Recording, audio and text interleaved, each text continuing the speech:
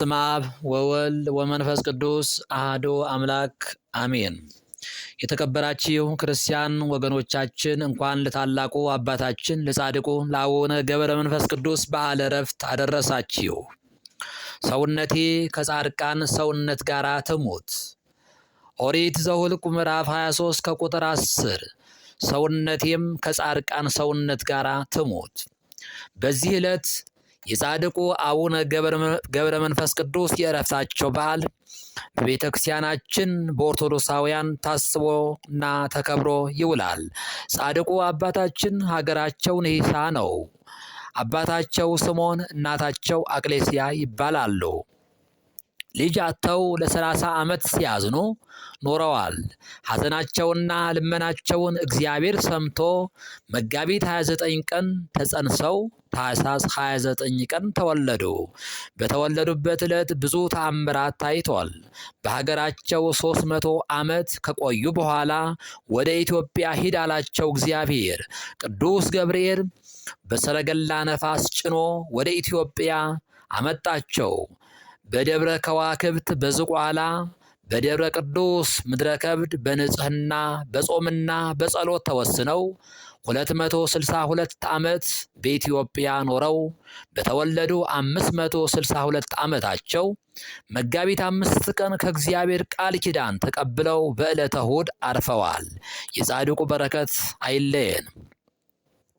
ዓለምን ንቆ ለእግዚአብሔር መሆን፣ የእግዚአብሔርን ጥሪ መስማትና መታዘዝ፣ እንደ ጻድቁ አባታችን የጾምና የጸሎት ሰው መሆን፣ እሺ ብትሉ ለእኔም ብትታዘዙ የምድርን በረከት ትበላላችሁ።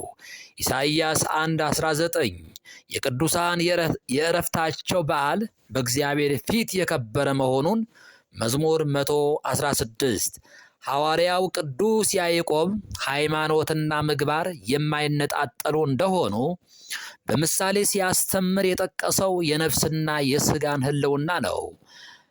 ከመስጋ ዘአልቦ መንፈስ ምውት ውእቱ ከማሁ ሃይማኖትኒ እንታልባቲ ምግባረ ሰናይ ምውት ይእቲ ለሊሃ ከነፍስ የተለየ ሥጋ የሞተ እንደሆነ እንዲሁ ከሥራ የተለየ እምነት የሞተ ነው።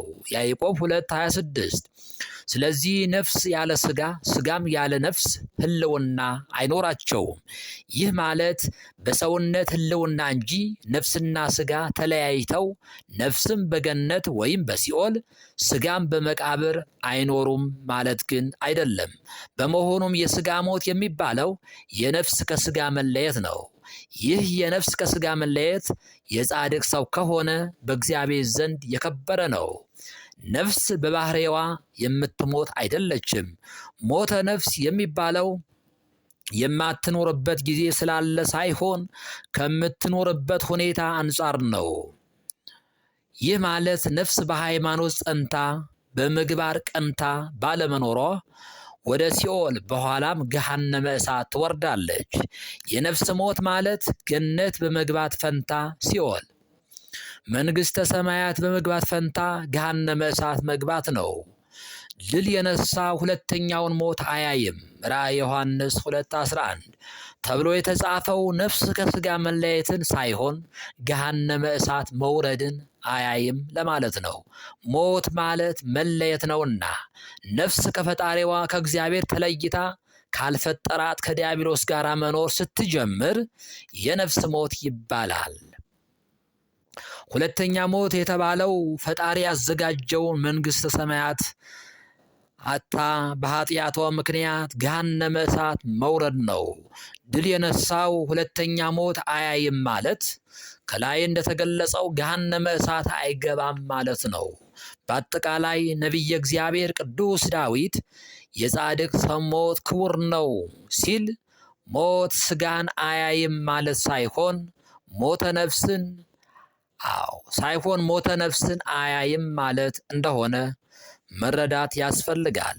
መንግሥተ ሰማያትን ለመውረስ ደግሞ ሞተ ሥጋን መቅመስ የግድ ነውና ይህ እንደ ጻድቁ አቡነ ገብረ መንፈስ ቅዱስ መንግሥተ ሰማያትን የሚወረስበት ሞት ክቡር ነው። ሕይወት ነው፣ እረፍት ነው እያለ ይገልጸዋል።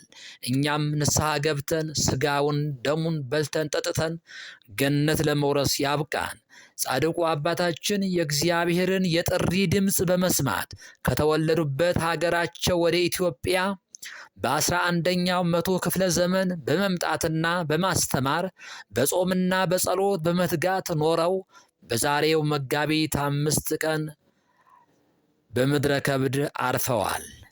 የጻድቅ መታሰቢያ ለበረከት ነውና ምሳሌ 10:7 መታሰቢያቸውን ስናደርግ በረከትን እናገኛለን።